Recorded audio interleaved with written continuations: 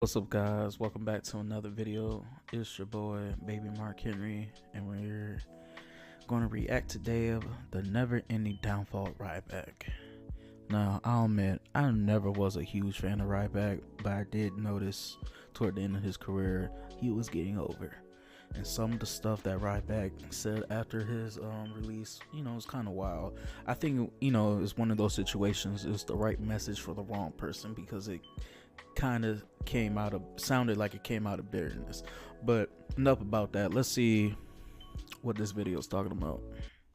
Ryback. Whenever any fan hears that name, they'll either remember a wrestler who at one point was so over that people wanted to see him end CM Punk's WWE title reign, whilst others will think of a Twitter poll. Ryback went from being a WWE main eventer and one of the most over wrestlers in the company to just being a complete joke in the industry. Ryback's downfall is something that truly needs to be studied. Oh wait, that's what I'm here for. WWE audiences were first introduced to Ryan Reeves when he was a part of the $1 Million Tough Enough in 2004, and though he did not win the season of Tough Enough and did not win the show, he would still end up getting signed to the WWE, who clearly saw something in him and signed him to a developmental contract, and he would report to Deep South Wrestling. Ryan would train with Deep South Wrestling for a couple of years before OVW became the new WWE developmental, and his ring name was changed to Ryback. However, FCW would become the new developmental a couple years later, and Ryback would be repackaged as Skip Sheffield, and after a bit of time in FCW would be brought onto WWE TV to be a part of the first season of NXT in February 2010. Back when it was that really weird reality competition show. Skip Sheffield's pro was William Regal as he set out to win a WWE contract. However, Skip sort of failed to make any sort of impact on NXT. He was eliminated on week 12 as the third elimination of the show,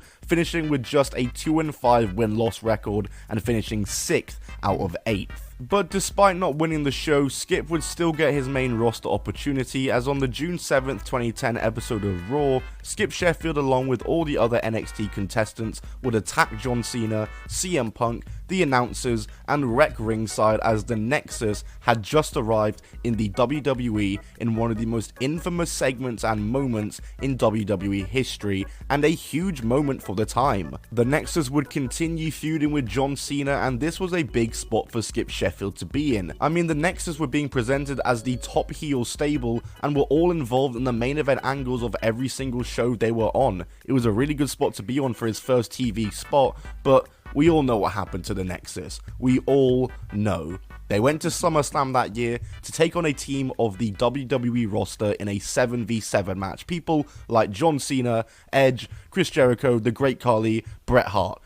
All the stars. And of course, they lost this match, as well as all of their credibility, which was just completely squandered after being built up for 3 months for no reason. That same month, Skip Sheffield would also get injured and would have to go through 3 surgeries in his ankle, leaving him out of action for a year and a half, and he was effectively kicked out of the Nexus. In April 2012, Skip would make his return, but he would make his return as Ryback, and he would go on a run of squashing folks. When I say a run of squashing folks, I mean it was damn near 6 months of Ryback nearly every single show, just destroying and squashing 1, 2, or even sometimes 3 wrestlers in a matter of minutes and saying, "Feed me more." And even if there was a subsection of fans chanting Goldberg at him, Ryback was getting over, and this repackaging was a really good thing for him. And come October 2012, CM Punk needed a new challenger,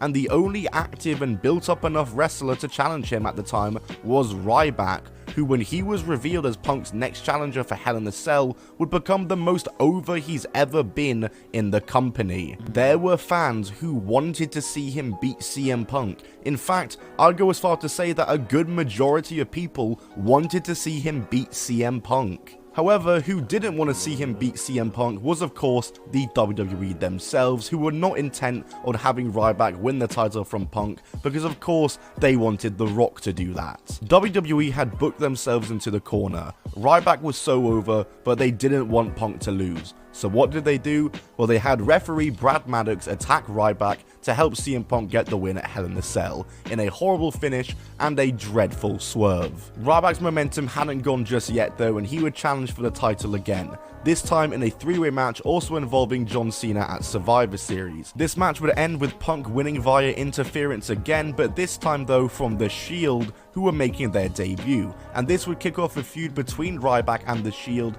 with Ryback teaming up with Team Hell No to face The Shield in a TLC match at TLC, and Ryback's team did lose, but this match was awesome. He would enter the Royal Rumble match for the first time in 2012, entering last at number 30, and got 5 eliminations before being eliminated by John Cena in the final 2.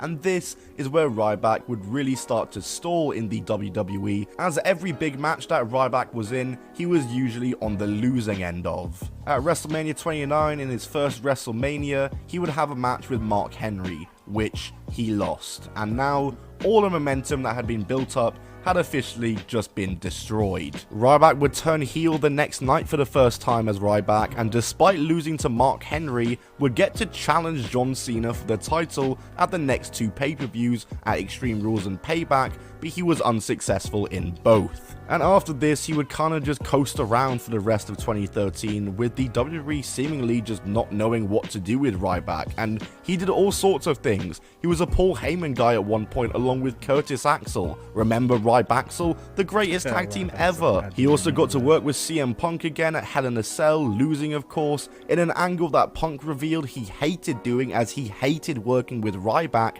and during this feud would make Ryback call himself an idiot backstage after he botched a table spot and hurt Punk.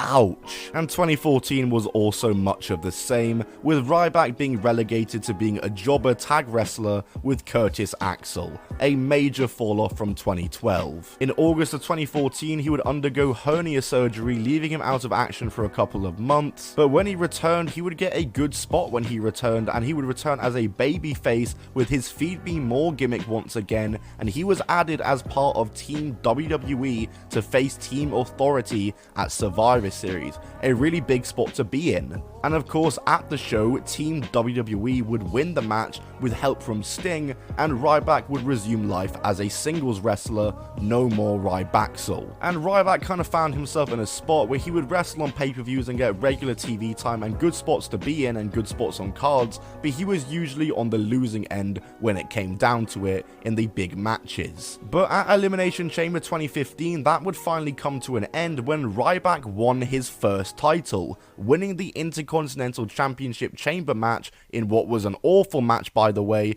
to win his first title. It was a great moment for him. He would defend the title successfully against Big Show and The Miz at that year's SummerSlam, but would lose it to Kevin Owens at Night of Champions, ending his reign at 112 days in a pretty average title reign. And following this, Ryback would begin treading water again and needed something new. And something new is what he would get when in February 2016, he would abandon the singlet and would sport trunks and turn heel again. He had gone full Goldberg mode officially. He'd challenged Kalisto for the US title at Mania 32 in a losing effort, and then again at Payback also in a losing effort in what would be his final appearance with the WWE, as on May 2nd, he was sent home from TV tapings due to a contract dispute, and the next day he'd post to his blog that this was due to lack of equal pay and creative frustrations from his end, and 3 months later, Ryback's release was finally finalized and he was gone from the WWE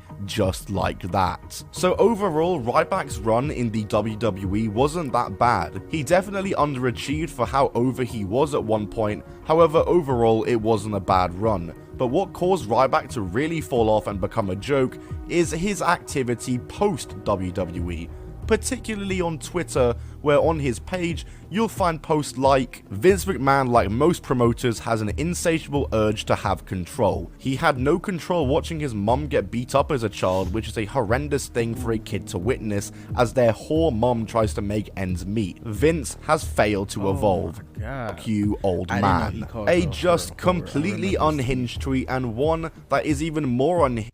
Yeah, I remember this tweet. I did not know he called his mom a... Oh my gosh, Ryback. Yeah, that was just out of pettiness. Like I can see why you kind of blackballed in the industry right now. Like, you ain't had to call his. When you realize that this tweet came not too long after Vince's mother had passed away. And as well as this, on Ryback's Twitter, you have tweets from him wishing death on Vince, making derogatory comments towards current WWE talent, and of course the infamous tweet asking fans where they want to see him return, where the option to retire was clearly the winner, a tweet that he kept reposting, and retire kept on winning. This poll is now synonymous with Ryback's career and all he is really known for in wrestling today, a poll telling him to retire. That is tough. Ryback has not wrestled since 2018 and there's no chance he'll ever return to the WWE due to his comments about the McMahons and his lack of goodwill with the fans that he has of course lost. Ryback's drop off in the last decade has quite been something, from being one of wrestling's top guys to being a joke who nobody wants to sign. But then again, has anybody introduced Ryback to Billy Corgan yet? Now that's a career opportunity for him. I can see it now. Ryback versus Tyrus for the NWA World Championship with a whole viewership of 12 people. I'm sure they'll love it. But that's... Yo, okay, so he didn't have to go there with Billy Corgan and NWA, because I actually like NWA. I haven't watched it in a while, but it's really not that bad. But yeah, Ryback, man, like, I don't even think this dude has the intention to wrestle again, and I think he's just trolling the internet community, because I think what made him stop wrestling was because he was hurt and he had like a real bad, like, he was either back or neck, and I know he's been talking, because I remember hearing him on a podcast about stem cells. So I think it's because if he really wanted to wrestle, he would be wrestling somewhere. Like, even if it's in high school arenas, he would be wrestling somewhere. And I think he just don't want to wrestle no more. So he's making money trolling people these days. But yeah, man, don't bring NWA into this, because NWA is better than WWE sometimes. So don't forget to like and subscribe. Thank y'all.